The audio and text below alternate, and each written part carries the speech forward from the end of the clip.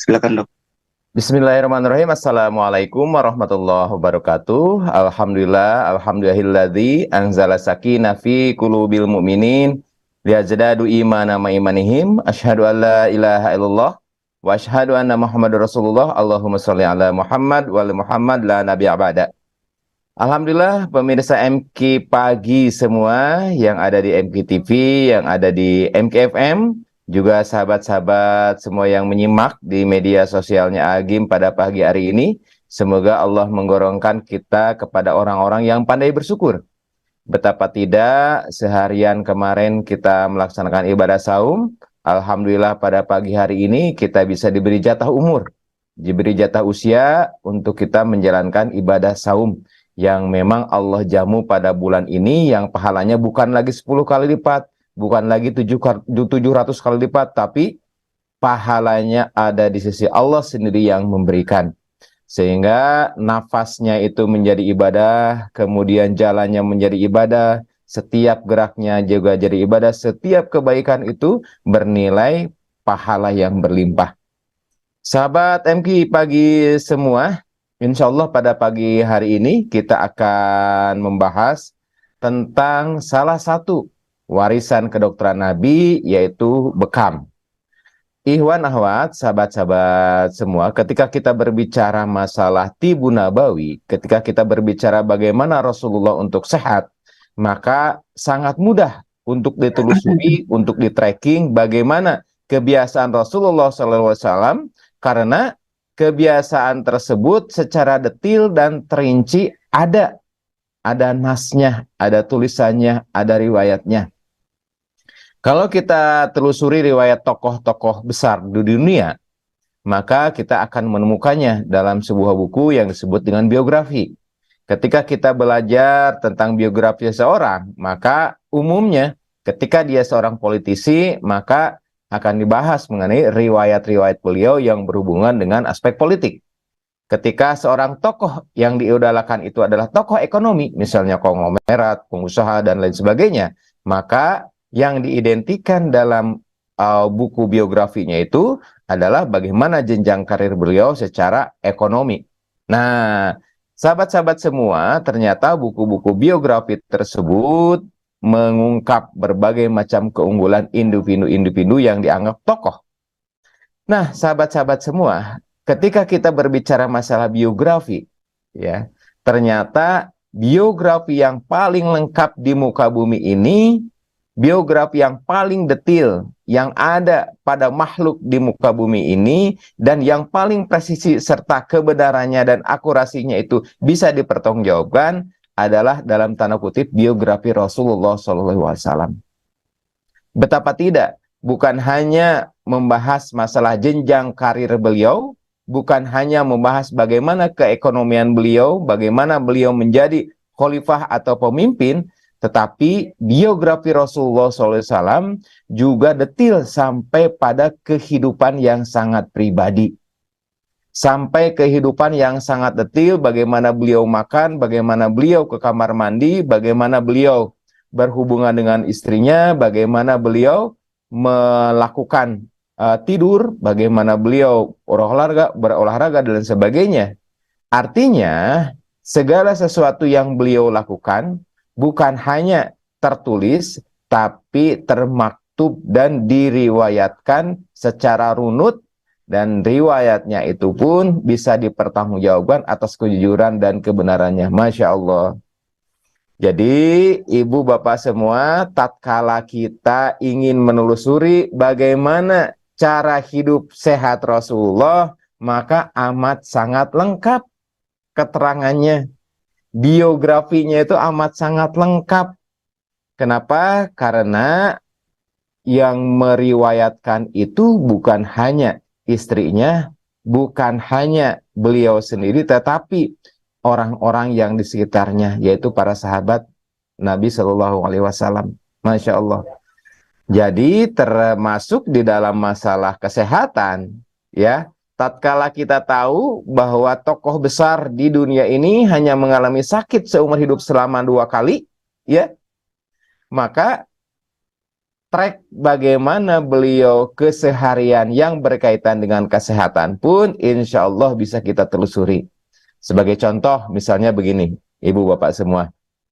Ketika Rasulullah mempunyai adab untuk tidur begitu ya, bagaimana Rasulullah sebelum tidur itu berwudu, kemudian sebelum tidur itu membersihkan tempat tidurnya, kemudian menutup bejana-bejana di tempat-tempat makan di dapur, kemudian mematikan api, kemudian beliau berangkat ke tempat tidur, kemudian duduk dulu, kemudian berdoa dan miring ke arah kanan pada awal beliau tidur. Itu kan? Itu ada tidurnya beliau. Nah, ketika ditelusuri bagaimana dari aspek medis, ternyata tidur dengan mempunyai persiapan akan berbeda dengan tidur ala kadarnya atau terkantuk-kantuk kemudian tidur dimanapun. Nah, ibu bapak semua, ternyata tidur yang berkualitas itu sangat berpengaruh terhadap sistem pertahanan tubuh. Jadi kalau kita lihat dari 4 fase tidur, ya fase 1, 2, 3, 4, fase rapid eye movement, kemudian fase non-rapid eye movement, tidur dangkal ya sampai tidur dalam, ternyata yang mempunyai dampak terhadap kesehatan adalah tidur fase 3 dan fase 4. Di mana fase 3 dan fase 4 itu mempunyai tingkat kenyenyakan. Kalau bahasa kita mungkin ya, tingkat nyenyaknya itu tinggi. Nah, beberapa riset membuktikan bahwa tidur nyenyak, tidur dalam, itu bisa lebih mudah tercapai jika ada persiapan. Contoh begini, jika seseorang agak cemas, apakah benar nggak ya pintu itu udah dikunci? Apakah benar nggak ya api itu di dapur sudah dimatikan? Nah, ketika tidak ada persiapan demikian, maka tidurnya itu akan terbangun-bangun ya. Iya, ingat ya, ingat bisa ada apa-apa gitu ya, ingat, aduh ini jangan-jangan belum digembok, jangan-jangan pintu belum ditutup, jangan-jangan mungkin ada binatang ke makanan dan lain sebagainya. Itu contoh sederhana saja. Artinya tidur tanpa persiapan juga ini mempunyai dampak terhadap sulit tercapainya tidur fase 3 dan fase 4. Nah, demikian juga ketika tidurnya itu tidak dipersiapkan di tempat tidurnya. Kalau Rasulullah kan dibersihkan dulu. Diusap tempat tidurnya, apakah mungkin ada sesuatu, apakah mungkin ada binatang ya. Jadi jangan disamakan dengan tempat tidur kita pada zaman sekarang ya. Apakah ada binatang ataukah tidak. Jadi pendek kata dengan tidurnya saja ini bisa menjadi contoh bagi kita.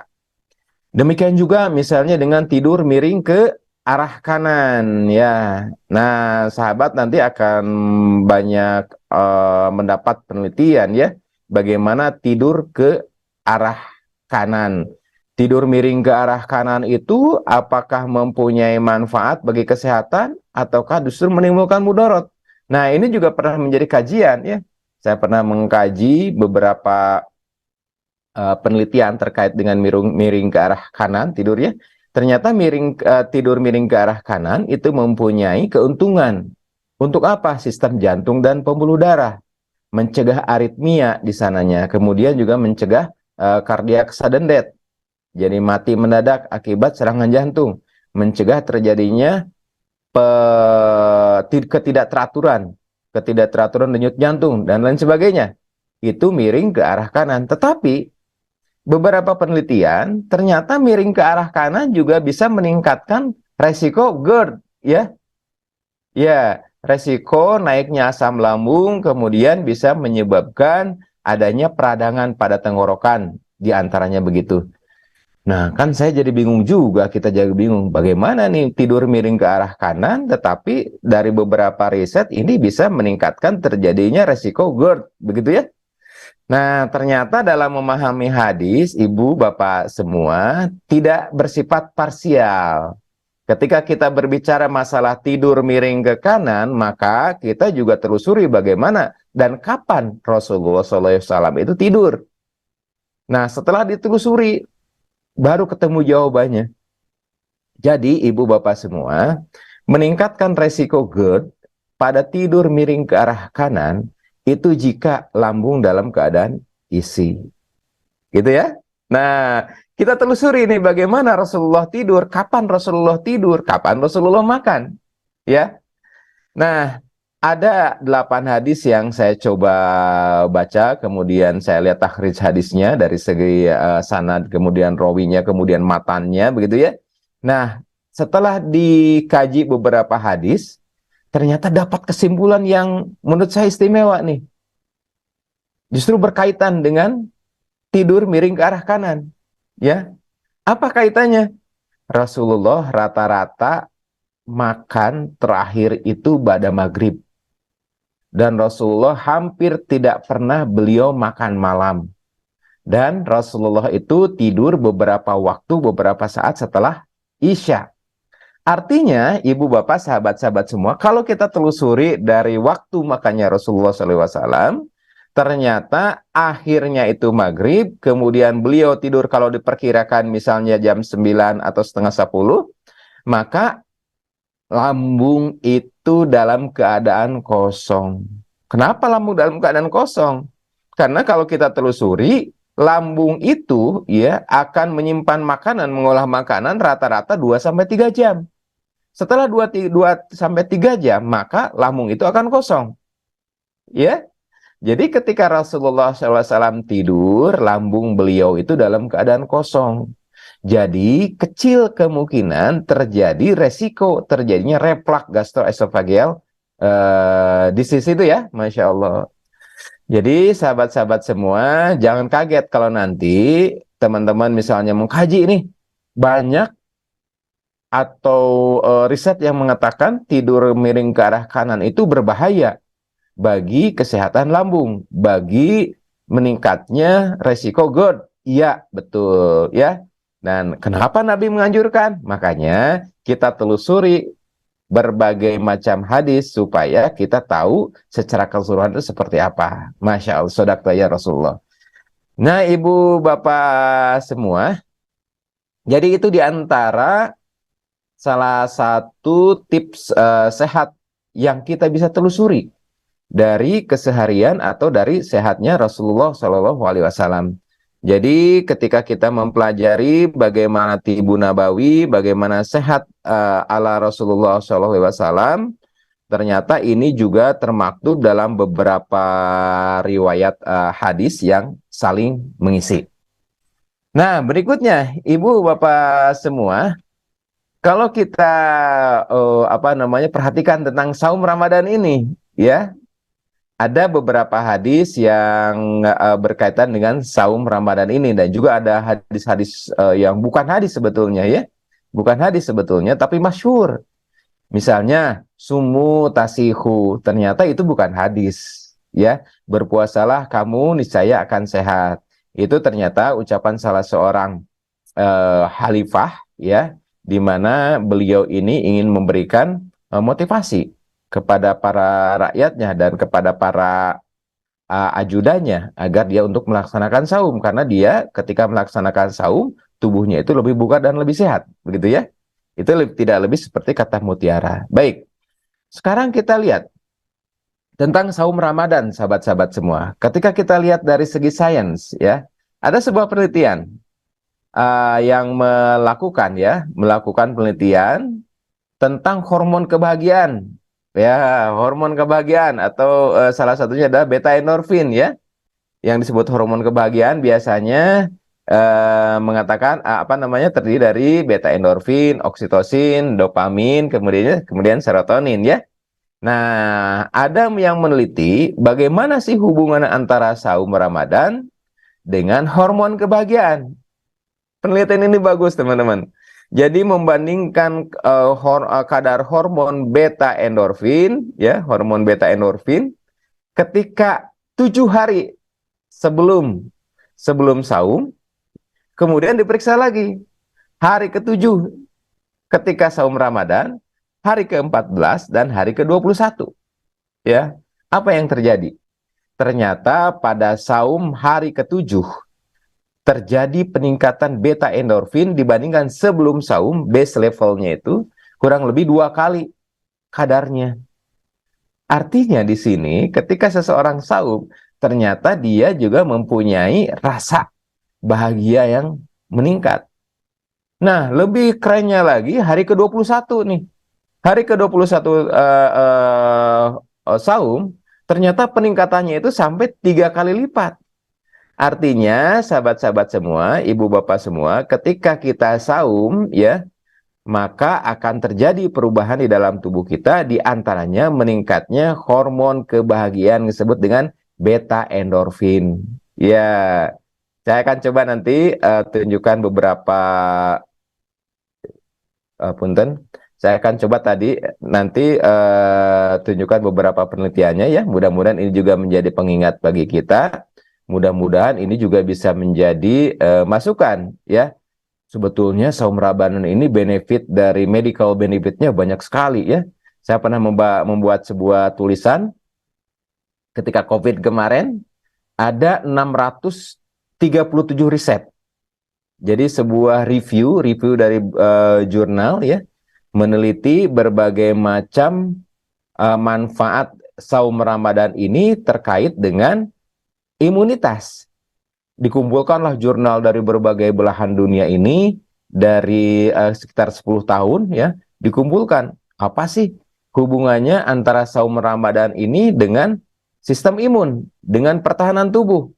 Diteliti, ternyata setelah dikumpulkan didapatlah yang mempunyai keyword immunity kemudian dengan Ramadan fasting itu sekitar 637 makalah jurnal ya. Setelah diteliti dan dikumpulkan di sana, dari beberapa jurnal tersebut ternyata sepakat saum Ramadan itu meningkatkan sistem pertahanan tubuh. Macam-macam mekanismenya. Ada yang meneliti dengan dengan mediator radang, interleukin 1, 6, 12, TNF alfa begitu ya. Ada juga yang meneliti bagaimana respon saum Ramadan ini dengan respon sel T limfosit ya. Ada juga yang meneliti bagaimana respon Ramadan ini terhadap makrofag ya dan lain sebagainya. Jadi inti dari review jurnal tersebut sebanyak 637 jurnal dikumpulkan selama 10 tahun, ternyata disimpulkan bahwa dengan Ramadan fasting bisa meningkatkan sistem imunitas yang khusus, yaitu sistem imunitas humoral dan sistem pertahanan tubuh yang umum, yaitu sistem imunitas seluler. Jadi sahabat-sahabat semua, Masya Allah, kalau kita telusuri beberapa penelitian, ini sebenarnya makin meyakinkan kita bahwa puasa Ramadan ini mempunyai dampak yang signifikan terhadap peningkatan sistem imun. Nah, demikian juga sahabat-sahabat semua, ketika kita berbicara masalah bagaimana sebetulnya korelasi antara saum Ramadan dan kebugaran tubuh, ya, bisa nggak nurunin kolesterol? Sekalian niat saum Ramadan, sekalian niat diet begitu ya. Kalau urusan fikih nanti mungkin nanti bagian Ustadz Mulyadi ya sebagai asatidz di Darut Tauhid ini. Tapi saya coba sampaikan beberapa pengalaman dari bacaan-bacaan gitu ya. Baik. Sahabat-sahabat semua, ini juga ada sesuatu yang menarik nih. Tahun 2002, 2003, kemudian juga 2004 saya baca ada tren. Nah, tren terapi baru. Tren pengobatan baru. Yaitu berupa apa? Berupa pengaturan makanan, ya. Ternyata dari pengaturan makanan tersebut bisa menurunkan kadar lemak total di dalam darah, kadar kolesterol total di dalam darah. Seperti kita ketahui bahwa penyakit terbesar yang ada di kita itu di dunia ini ya, ada 3 penyakit besar kematian tertinggi, yaitu pertama penyakit kardiovaskuler, kemudian penyakit respirasi, kemudian penyakit kanker. Nah, penyakit kardiovaskuler ini atau jantung dan pembuluh darah serta stroke ini erat kaitannya ternyata dengan timbunan lemak. Timbunan lemak yang ada di dalam pembuluh darah. Begitu ya. Timbunan lemak yang ada di dalam pembuluh darah ini ya ternyata ini juga sangat erat kaitannya dengan masalah makan, dengan masalah diet. Sehingga dilakukanlah salah satu moda terapi ya Moda terapi itu kemudian dilakukan dan ternyata bisa menurunkan kadar trigliserida darah, ya, salah satu fraksi dari lemak, kolesterol, begitu ya. Kemudian juga bisa bisa menurunkan angka kolesterol total.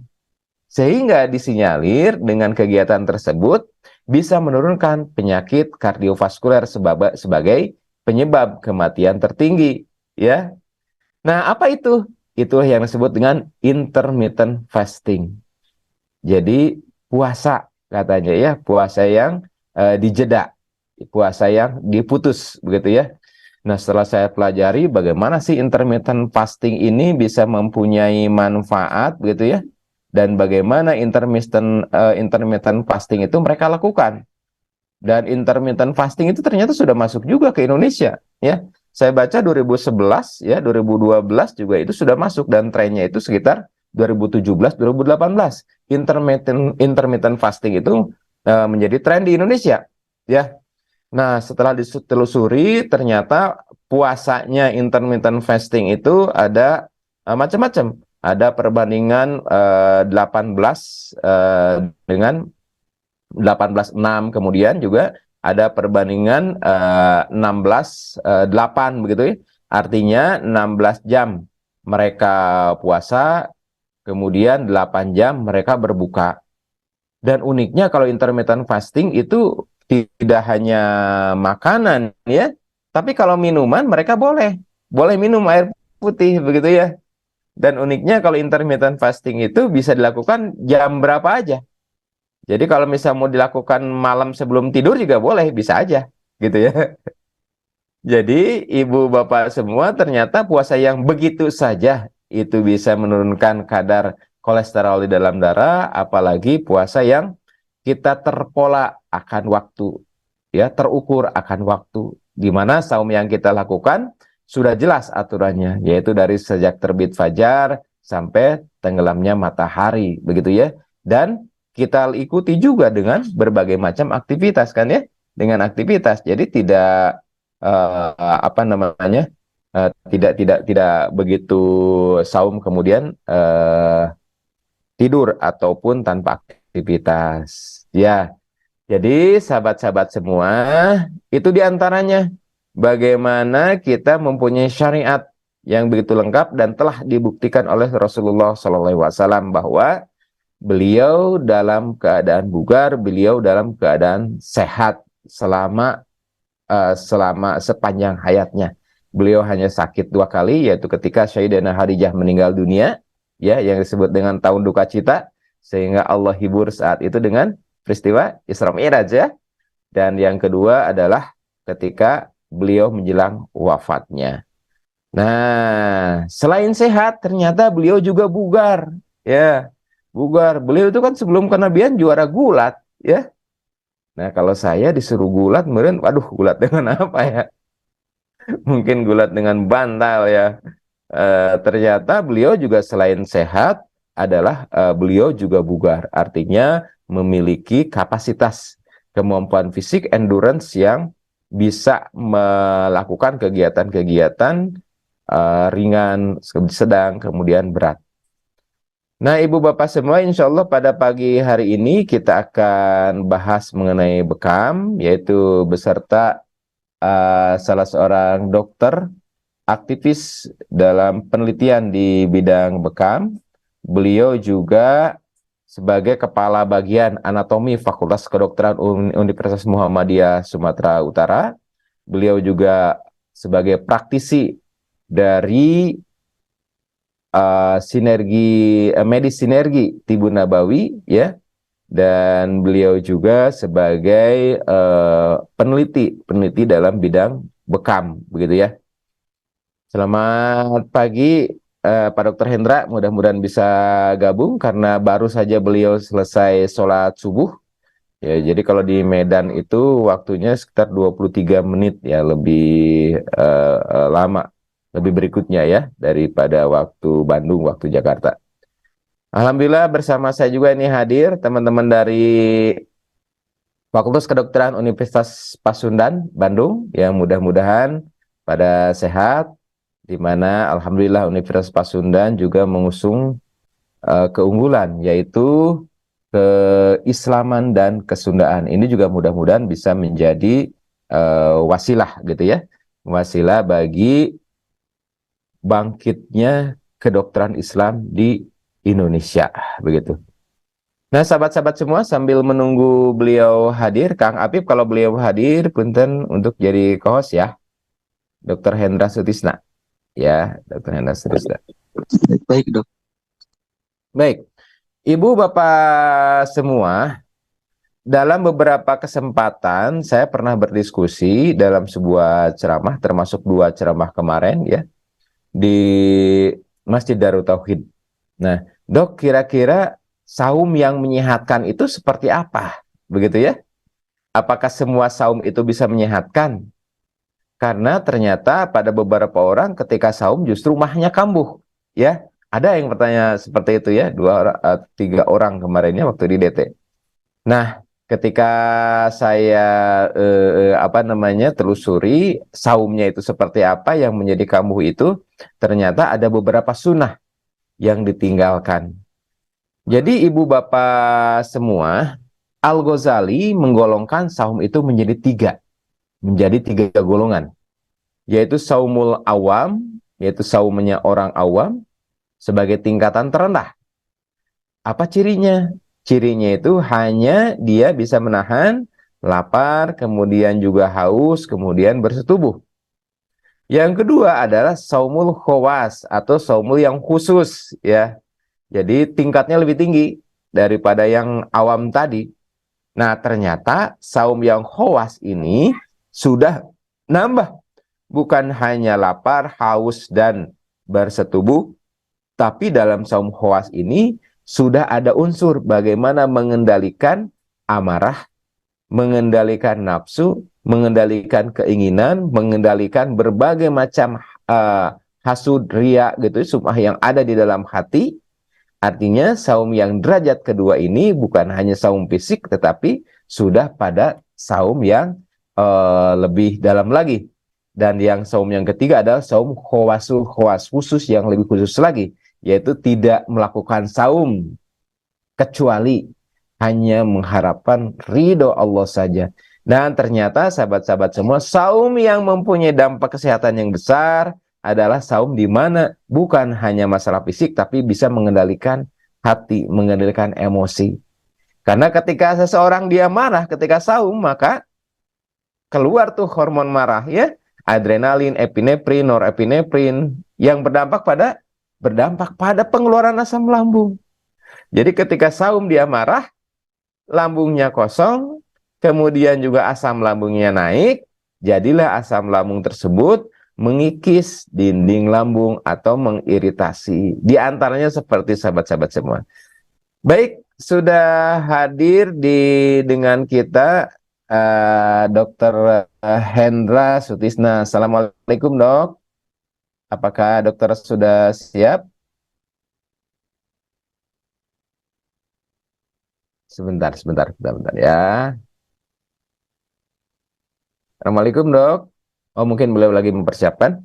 Nah, Ibu Bapak semua, jadi saum yang hanya menahan haus dan lapar saja, ternyata ini juga tidak mempunyai dampak yang banyak ya terhadap peningkatan kesehatan tubuh. Karena apa? Karena justru emosi itu yang bisa meningkatkan kekacauan atau regulasi dari sistem hormonal ya. Baik, kita sapa Dr. Hendra. Oh iya iya iya iya. Iya. Baru sholat subuh ya. Assalamualaikum, Dok. Oh, mic-nya belum ini, Dok ya. Nah, Apip udah jadi co-host, silakan, Dok. Bisa di-unmute sendiri, Dok. Silakan. Baik. Nah, Assalamualaikum warahmatullahi wabarakatuh. Waalaikumsalam warahmatullahi wabarakatuh. Alhamdulillah. Sholat subuh jam berapa, Dok, sana, Dok? Pukul pukul 5 lewat 15 apa ya?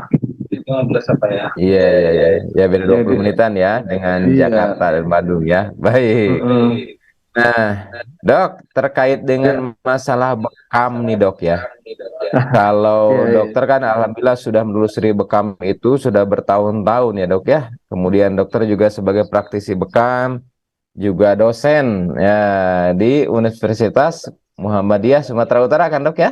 Insya Allah ya. Iya, beliau juga sebagai kepala bagian anatomi ya, yang tahu persis begitu ya, sampai ke lubang-lubang terkecil di dalam tubuh manusia ini ya, Dok ya. Jadi kepala Ya bagian anatomi Allah. berikutnya adalah dosen dari Fakultas Kedokteran di Universitas Muhammadiyah Sumatera Utara. Di sini juga hadir, Dok, beberapa dosen dan mahasiswa dari Universitas Pasundan Bandung, Dok. Jadi Masya Allah. diundang juga, Dok. Ya, ingin ngikutin katanya kuliah dokter. Ya Allah ya Robbi. Ini Ya. sebenarnya belum belum mampu nih, belum cukup ini untuk berbicara di depan para master, para guru, para ulama Ya, gitu ya, ya. ya, ya. Masya Allah. Dok, sebesar apapun pengetahuan kita, sekecil apapun ilmu yang kita peroleh kan kita akan dihisap, Dok ya. Iya Jadi itu saja Allah. yang kita kontribusikan. Iya, iya. Baik, Masya Ibu Bapak Allah. semua, Dok, barangkali ada tayangan yang ingin disampaikan, Dok, tentang bekam Iya, ini karena waktunya kita sudah 35 menit. Mangga dipersilakan, Dok. iya, baik. Terima kasih. Assalamualaikum warahmatullahi wabarakatuh. Ya, Bapak Ibu yang dirahmati Allah, mari sama-sama kita selalu bersyukur kehadirat Allah Subhanahu wa taala atas segala nikmat karunia yang Allah limpahkan pada kita, nikmat iman, nikmat Islam, dan tentunya nikmat ukhuwah di antara kita. Dan yang paling utama juga sebagai umat Nabi Muhammad SAW, kita senantiasa bersolawat pada junjungan kita Nabi besar Muhammad SAW. Dan apa yang kita ikuti kajian hari ini juga tidak lebih ya semata-mata ya karena kecintaan kita pada Allah dan Rasulullah ya. Dan kata Rasul, siapa yang mencintaiku katanya ya, maka dia akan mengikuti sunnah-sunnahku ya, termasuklah sunnah dalam berbekam ini, dalam pengobatan ini. Dan siapa yang mengikuti sunnah-sunnahku ya, maka dia akan bersamaku di surga nanti. Maka ini adalah bagian dari kecintaan kita pada junjungan kita Nabi Muhammad SAW. Berbahagialah kita Bapak Ibu semua, dituntun Allah di jalan yang lurus. Semoga hingga akhir hayat kita ditunjuki jalan yang lurus. Ihdinas siratal mustaqim. Para guru, para ulama yang saya muliakan, terutama juga sahabat saya, Dr. Asep Hermana, Barakallahu Fik, yang telah memberi saya Amin, kesempatan amin, ini, amin, amin. Dokter. Amin, amin. Saya juga sangat bersyukur mendapatkan kesempatan yang baik ini. Di sini banyak para guru yang saya lihat juga ikut ya, dan insya Allah sama-samalah kita berbagi ilmu. Mudah-mudahan saya bisa memberi warna baru dalam pemahaman kita di bidang pengobatan Islami. Bapak Ibu, mohon izin saya share screen. Ya, silakan, Dok. Mangga, Ya. Dok. Eh, sudah kelihatan? Ya, sudah nampak, Dok. Tinggal Sudah di ya, slideshow aja, Dok. insya Allah ya, Ya. baik. Eh, mungkin kita, di antara kita ini semua, sudah sangat superior ya, tentang bekam, ya, dan pengalaman Bapak Ibu tentu banyak yang lebih lama, jam terbangnya lebih banyak dari kami yang ada di sini. Namun, di kesempatan pagi yang cerah ini, saya ingin berbagi sekedar apa yang bisa saya dapat. Bapak Ibu, di awal kata ini saya ingin menyampaikan bahwa memang kalau kita cerita bekam, cupping terapi ya umumnya dilakukan eh, ada yang bekam kering, bekam basah ya. Walaupun namanya istilahnya tetap bekam ya. Dan bekam kering ini lebih cenderung banyak dilakukan oleh teman-teman dari TCM, ya, tradisional Ya, Chinese medicine, ya. Chinese medicine. Dan Iya. bekam basah banyak dilakukan oleh TCM juga maupun di Tibun Nabawi. Walaupun memang bekam merupakan pengobatan tradisional, karena banyak risetnya ini, Dokter Asep, ini Iya, iya, Dok. berkembang bekam ini, ya kita bisa bicarakan sampai sekarang ini berkembang di kalangan saintifik modern, dan oleh karenanya lah untuk di Indonesia Kemenkes memasukkannya di dalam kelompok Yankes, uh, Kestrat Yang ke strat. komplementer, Ya. ya, kesehatan tradisional komplementer. Nah, dari sini kita merasa bersyukur juga, ya. Sebenarnya Hmm. kita di satu sisi merasa bersyukur bahwa, wah, Masya Allah, bekam ini sudah mulai diperhitungkan begitu oleh kalangan-kalangan medis konvensional gitu. Dan Masya Allah, manfaat al-hijamah ini, bekam ini bagi kesehatan dan pengobatan secara umum meliputi perbaikan kondisi umum tubuh manusia, Dok. Jadi Iya, iya, iya. peningkatan ekskresi, sisa-sisa metabolisme dan detoksifikasi semua racun toksin yang ada di tubuh. Kemudian bekam itu juga meningkatkan imun sistem kita serta mengurangi keluhan-keluhan neurologi, ya, dan sebagainya, serta juga mampu memberi dampak hemodinamik pada sistem peredaran darah tubuh manusia serta kejiwaan tentunya. Ini membuat bekam semakin digandrungi gitu di mata masyarakat Hmm. sekarang ini. Dan metode pengobatan bekam secara umum bisa kita katakan, apa itu bekam gitu? Gimana prosesnya? Sebenarnya dia adalah proses pengeluaran darah-darah, tanda kutip darah kotor ini istilah awam, ya. Jadi menurut kita darah-darah yang Ya. sudah banyak mengandung partikel toksin, kemudian eh, radikal bebas, kemudian sel-sel darah yang mungkin sudah rusak dan tua, yang kita sebutkan secara umum adalah causative pathological substance ini, dokter.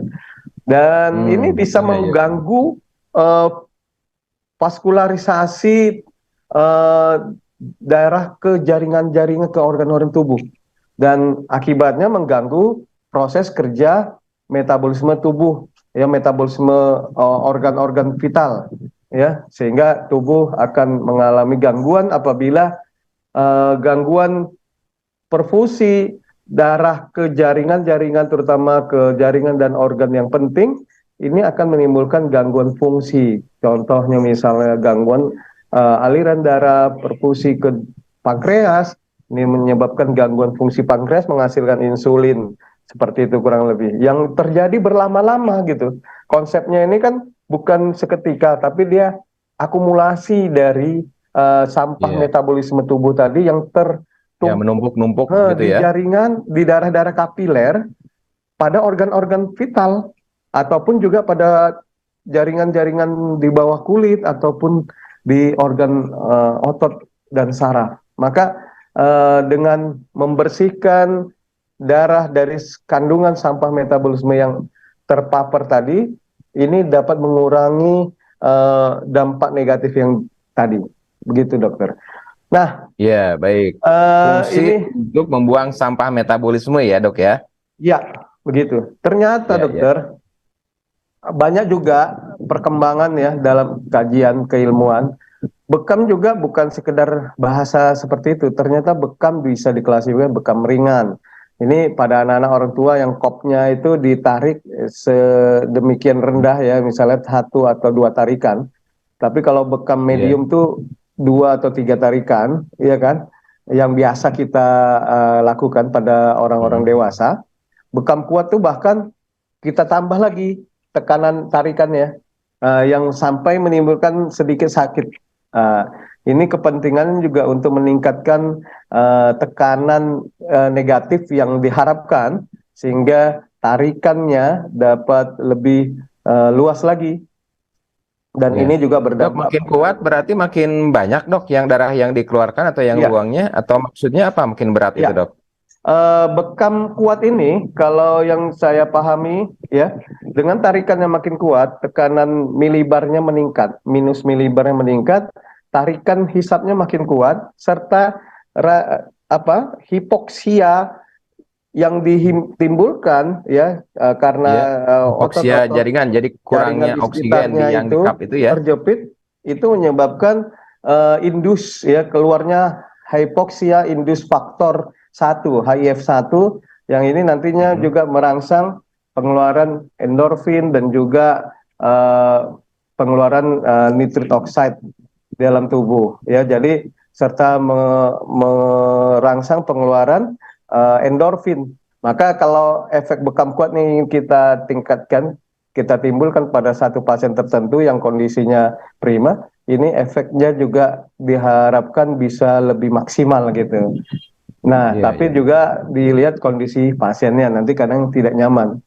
Begitu. Kalau dari tekniknya, dokter, ada bekam kering, bekam Iya, basah, iya. bahkan bekam luncur. Ini yang mungkin sudah sering kita lakukan. Nah, idealnya teknik bekam yang mana? Kalau sesuai sunnah ya tentu syartoh fil mihjam gitu kan. Rasulullah mengatakannya syartoh gitu. Nah, teknik sayat kalau kita insisi kita bilang di medis, dok. Nah, teknik sayatan Iya, iya. ini harus sayatan superficial gitu. Jangan juga Hmm. terlalu dalam ya.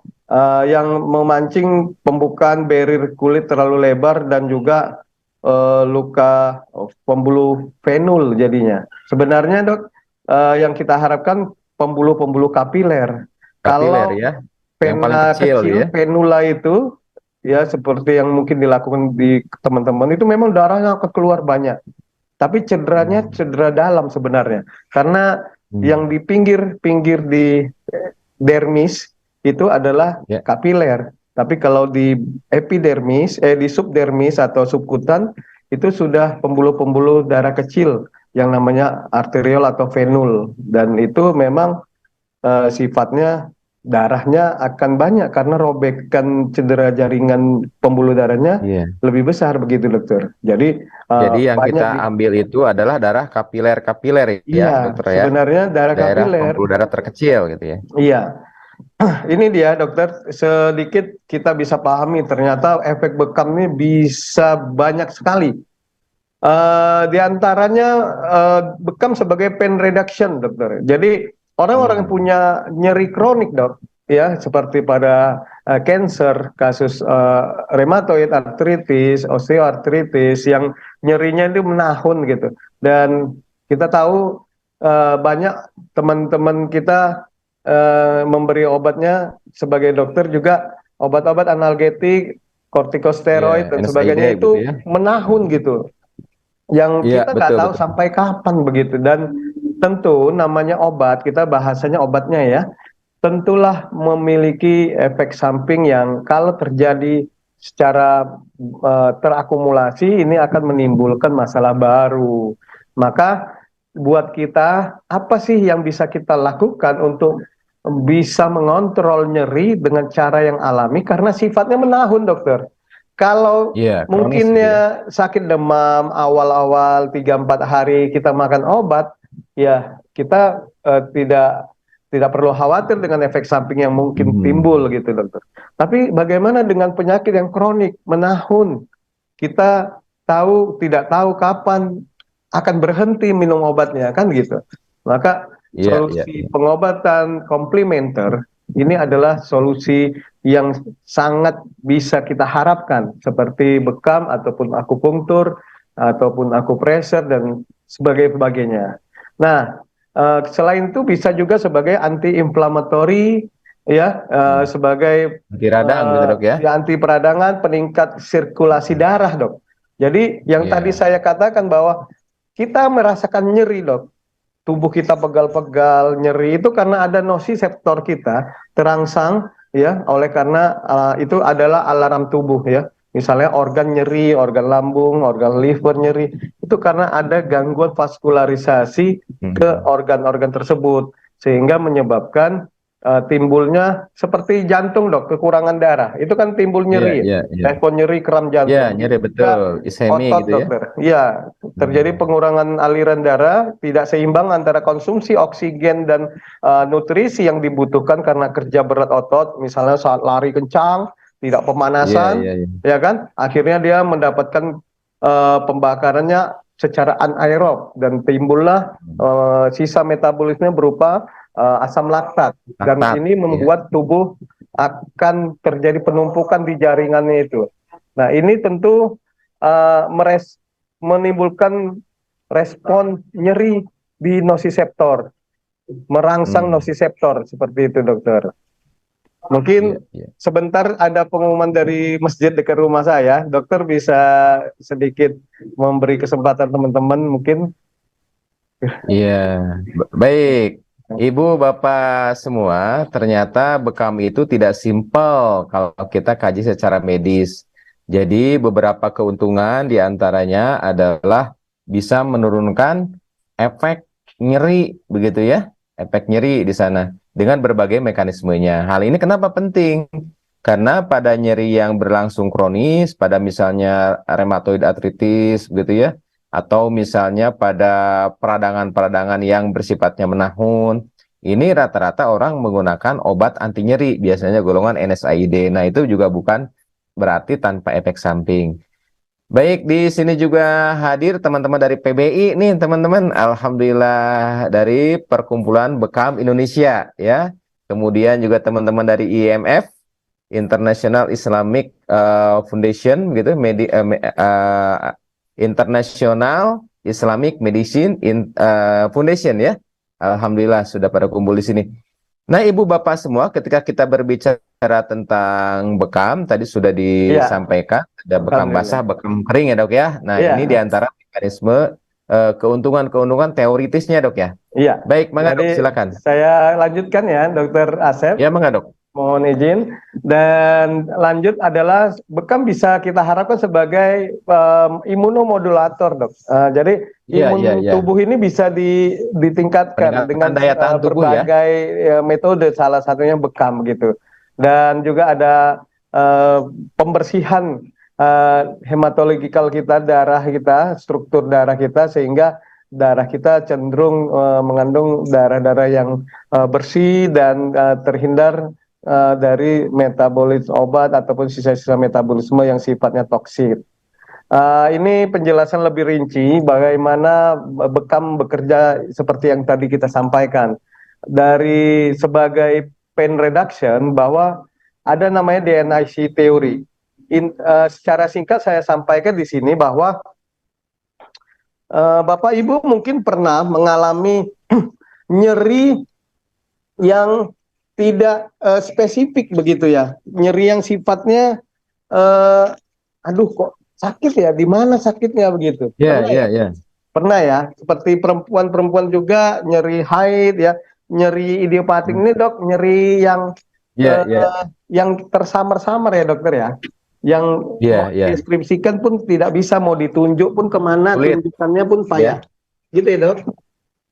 Iya, iya, nyerinya tidak khusus begitu ya. Daerahnya Iya, kadang-kadang kabur begitu ya. iya, Diffuse kalau kata kita, betul. silakan.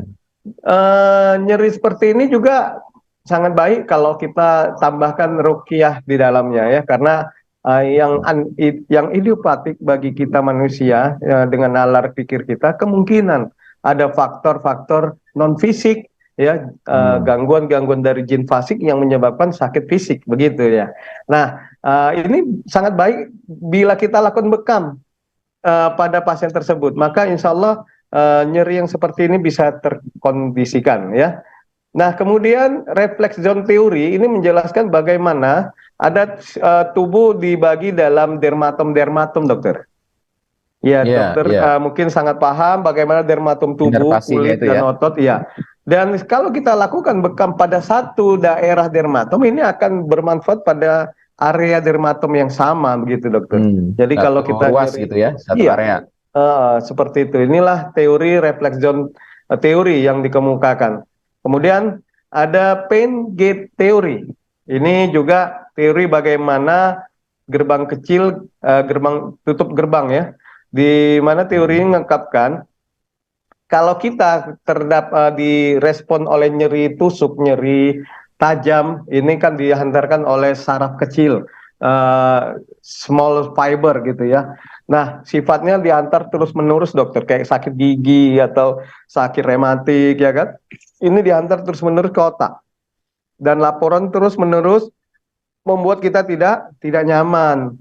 Nah, dengan adanya teknik bekam, dia memberi tekanan ya, menghambat maksudnya merangsang saraf besar atau large fiber sehingga merangsang neuron inhibitor ya untuk bisa menghambat menyetop rangsangan dari saraf kecil ya ke neuron P. Neuron P nanti ke medula spinalis dan terakhir ke otak. Artinya secara singkat kita bilang dengan tekanan kop tarikan kop yang kita lakukan ini memberi impuls baru tekanan pada saraf besar sehingga menghambat nyeri saraf kecil yang sifatnya tajam dan terus-menerus tadi sehingga tidak ada informasi yang sampai ke otak. Dengan kata lain, nyeri bisa hilang atau juga terkurangi dengan teknik bekam itu. Jadi nyeri-nyeri yang kronik tadi,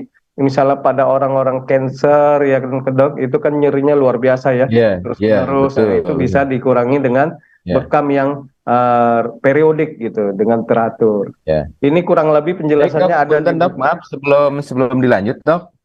Sebelum dilanjut, Ibu Bapak semua yang menyimak tayangan ini melalui Instagram, Facebook, kemudian juga YouTube, jika pada pukul 6 ini kita akan akhiri, tetapi bagi yang ingin melanjutkan, silakan untuk bergabung di Zoom. Silakan untuk bergabung di Zoom supaya tayangan ini mungkin dan pertanyaan-pertanyaan itu mungkin nanti bisa dijawab ya. Jadi pukul 6 kita akhiri di MKTV, di MKFM, dan berbagai medsos, tetapi ya tetap akan kita lanjutkan di Zoom. Mohon untuk Kang Apip, untuk link Zoom-nya atau untuk kode Zoom-nya untuk disampaikan di layar. Silakan dok. Ya, Masya Allah. Dilanjut, jadi dok. Kita lanjutkan. Selain itu, bekam juga merangsang peningkatan nitrit oxide di dalam tubuh. Jadi dokter, kita tahu ada obat ISDN ya, isosorbit dinitrat ya. Itu kan juga kita adalah mensuplai nitrat dari eksogen dari luar tubuh. Gunanya untuk menghasilkan zat yang namanya nitrit oxide di dalam pembuluh darah. Nitrit oxide ini ternyata menyebabkan berbagai manfaat, menstimulus vasodilatasi pembuluh darah, berkontribusi meningkatkan sistem imun dan juga mengontrol neurotransmisi seperti endorfin, serotonin dan sebagainya. Nah, nitrit oxide ini selama ini kita cari dari ISDN, dari luar ya. Namun kalau kita bisa lakukan bekam rutin ya, teorinya juga sudah dibuktikan dalam riset bahwa dia pengeluarannya rilis dari tubuh, dari endogen dok. Jadi tubuh selalu mengeluarkan nitrit oxide secara periodik gitu, sehingga kita harapkan walaupun kita tidak mengatakan pasien bisa lepas obat yang ada, namun bisa mendampingi gitu dok, sebagai komplementer pendukung agar nitrit oxide selalu terbanjiri di dalam tubuh pembuluh darah pasien dan diharapkan tensi juga akan terkontrol begitu. Nah, kurang lebih penjelasan secara saintifik begini, tapi nanti kesempatannya terlalu sempit. Silakan nanti saya bagi juga slide-nya ke Dr. Asep Hermana supaya bisa bermanfaat bagi teman-teman. Nah, ini berbagai mekanisme kerja yang saya maksudkan tadi, banyak riset yang menjelaskannya. Selain itu, bekam juga memiliki efek sebagai imunomodulator. Kita sering sekali mencari-cari cara untuk meningkatkan imun sistem. Kenapa? Karena benteng sistem pertahanan tubuh kita ini adalah organ terpenting, sistem terpenting yang menjaga tubuh kita agar tetap sehat, tidak mudah terpengaruh oleh invasi bakteri atau virus yang masuk. Nah, betapa berharganya kalau kita memiliki imun sistem yang kuat, karena kita akan tetap sehat, jarang sakit. Kalaupun sakit, ya seperti infeksi COVID misalnya ataupun penyakit yang berat lainnya, tentu respon tubuh ya tidak akan terlalu buruk menghadapi infeksi dari virus yang ada tadi. Nah, dengan bekam kita bisa mengharapkan ya terjadi stimulus inflammatory respon ya, di mana setelah bekam juga terjadi aktivasi sistem komplement, sitokin, limfokin, interleukin 6 dan sebagainya, dan akhirnya juga memodulasi sekresi ya interferon dan TNF-alpha serta sebagainya. Ini semua mengaktifasi sistem tubuh, imun sistem tubuh kita ya, dan dengan begitu kekebalan tubuh akan meningkat dan berperan terhadap protektif dari tubuh kita sendiri. Ini diteliti oleh banyak penelitian yang telah masyhur dan terpublikasi. Konsepnya kurang lebih begini, dokter. Jadi dengan tusukan itu akan merangsang respon inflamatori dalam seluler kita ya, maupun yang humoral, dan akhirnya nanti imun sistem kita akan senantiasa mengalami ngedrill ya, emergency drill itu kan, fire drill itu kan penting, dokter, agar tubuh sistem kebakaran, sistem keamanan, sistem kedaruratan itu selalu terlatih sehingga punya respon yang cepat, sigap dalam menghadapi masalah yang sebenarnya begitu. Nah, bagaimana sebagai pembersih tubuh ya? Baik, itu juga lanjut. Luar biasa, masya Allah. Dan baik, ini Dr. Hendra, ya dok. Sebelum dilanjut, kita tepat pukul 6, sahabat-sahabat yang menyimak di MQ TV, sahabat-sahabat yang menyimak di MQ FM di berbagai macam jaringan di seluruh Indonesia, kita akhiri kebersamaan kita pada kali ini. Dan pada sahabat-sahabat mungkin yang bisa menyempatkan diri lewat Zoom, tapi alhamdulillah Zoom-nya ini sudah penuh. Semoga niat baik tetap Allah catatkan sebagai salah satu ikhtiar kita untuk meninggikan kebanggaan atas ilmu, atas pengobatan cara Nabi Shallallahu Alaihi Wasallam. Kita akhiri, subhanakallahumma wa bihamdika asyhadu an la ilaha illa anta astaghfiruka wa atubu ilaik. Assalamualaikum warahmatullahi wabarakatuh. Yang di Zoom silakan Dr. Hendra dilanjut. Menuntut ilmu adalah